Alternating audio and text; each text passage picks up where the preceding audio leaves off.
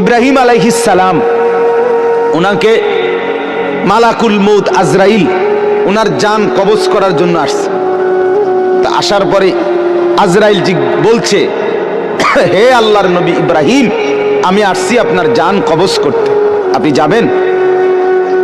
ইব্রাহিম আলাইহিস সালাম তখন মালাকুল মউত আজরাইলকে বলছে, আজরাইল কয়, বন্ধু আরেক বন্ধুর কি জান কবজ করে? বন্ধু কি বন্ধুরে মাইরা ফেলে? মানে আমি না আল্লাহর বন্ধু, তা বন্ধু কেমনে বন্ধুর মাইরা লায়? এটা কেমন কথা? আজরাইল গেছেন, আল্লাহ তাআলাকে শুনাইছেন। আল্লাহ তাআলা ফেরত আরেকটা কথা বলছে যে, আজরাইল তুমি গিয়ে এটা বলো ইব্রাহিমকে। এবার দেখো কি কয়।